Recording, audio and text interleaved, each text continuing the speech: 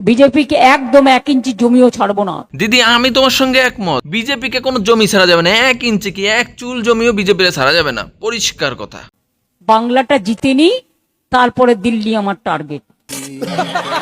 ও দি বাংলা তো জিততে পারলে না, তাহলে এবার দিল্লির যে টার্গেট ছিল সেই টার্গেটের এবার কি হবে? আমার এই সকাল রাত্রের মাথার মধ্যে একটা টেনশন ঘুরতেছে যে দিদি যে বলছিল দিল্লি টার্গেট, দিল্লি টার্গেট, এই টার্গেটের এবার কি হবে? ये बड़ी अच्छी बात कही आप। ওদি তোমার মতন এরকম সেম গুণিন, সে আছে বড় মাপের অ্যাস্ট্রোলজার, ঠিক আছে? তোমার দলে এরকম কিন্তু আরেকজন আছে, জানো তুমি? দাঁড়াও তার ভিডিওটা একটু দেখাই।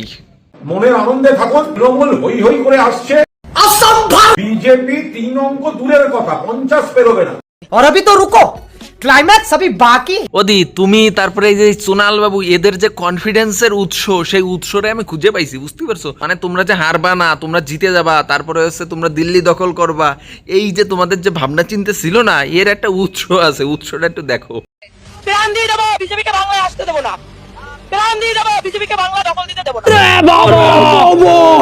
ও বড়দি, তোমায় জানাতে চাই, তুমি কি প্রাণ দিয়ে দেছো না মোটামুটি এখনো জ্যান্ত আছো? একটু এই ভিডিও যদি তোমার কাছে পৌঁছায়, তুমি এটা কমেন্ট করে যেও যে ভাই আমি জ্যান্ত আছি না মোটামুটি এক্সপায়ার হয়ে গেছি, একটুখানি জানিয়ে যেও। ভাই গার মস্তি প্রচুর হয়ে গেছে, এবার আসি আসল টপিকে।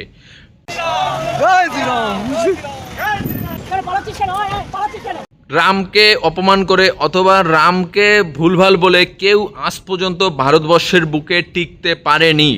তোমার এই যে হিন্দুদের প্রতি অবজ্ঞা, বা তুমি একজন হিন্দু হয়ে ঘন্টা বাজাতে পারো না, এরকম উল্টো করে ফুল ছুঁড়ে মারো, কখনো দেখা যায় তুমি মন্দিরে ফুল দিচ্ছ জুতো পরে উঠে গেছো, কখনো দেখা যাচ্ছে কি শিব ঠাকুরের পুজো দিচ্ছ, শিব ঠাকুরকে এরকম উল্টো করে ফুল ছুঁড়ে মারছো, এরকম বহু ঘটনার সাক্ষী আমরা রয়েছি, বুঝলে দিদি? তোমার এই যে পতন, তোমার এই পতন কিন্তু হতো না। এই পতনের মেইন কারণ হচ্ছে তোমার রামের প্রতি অভক্তি। রাম নাম তুমি নিতে পারবা না, রাম নাম শুনলে তুমি দৌড়ে পালিয়ে যাও, কে বললো, গালাগালি কে দিল, এরকম করে বলো যে রাম নাম করছে, সেটা তোমার কাছে গালাগালি মনে হতো।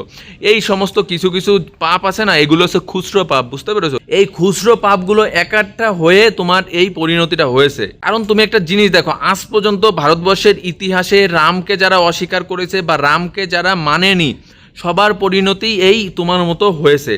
অনেক ভিডিওতে তোমাকে দেখা গেছে কি তুমি নামাজ পড়ছো, তুমি নিজেকে হিন্দু বলে দাবি করতে, তুমি ব্রাহ্মণ ঘরের নাকি মহিলা, যাই হোক, তুমি ঘন্টা বাজাতে পারো না, ওদিকে তুমি নামাজ পড়তে পারো। কি করে সঠিকভাবে নামাজ পড়ার যে নিয়মগুলো বা সঠিকভাবে নামাজ পড়ার যে কৌশলটা, ভাই যার যার ধর্ম সে পালন করতে পারে, এটা সিস্টেমের মধ্যে রয়েছে। কিন্তু তুমি একজন হিন্দু হয়ে মুসলিমদের জায়গায় গিয়ে, মুসলিমদের সঙ্গে মিলে গিয়ে তুমি যে নামাজ পড়তে, আবার তুমি মন্দিরে গিয়ে তুমি ঘন্টা বাজাতে পারতে না, ফুল উল্টো করে ছুঁড়ে দিতে, এই সমস্ত যে খুচরো খুচরো পাপ হয়েছে তোমার, এই পাপের জন্যই তোমার অধঃপতনটা হয়েছে।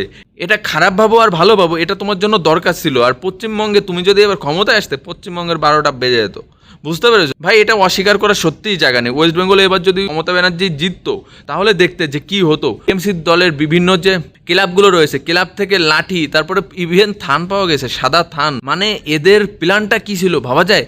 ফল বেরোনোর পর বিজেপির ঝান্ডা ধরার লোক যেন এই মাটিতে না থাকে। একদিন তো অভিষেক বন্দ্যোপাধ্যায় ডাইরেক্ট বলেই দিয়েছে যে এবার যদি টিএমসি ক্ষমতায় আসে, পশ্চিমবঙ্গের মাটিতে বিজেপির ঝান্ডা ধরার মতন কোনো লোক রাখবে না, এরকম বলে দিয়েছিল, তোমরা তো জানো।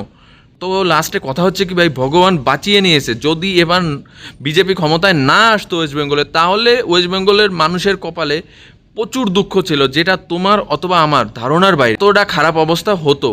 লাস্টে একটাই কথা বলবো ভাই, জয় শ্রীরাম।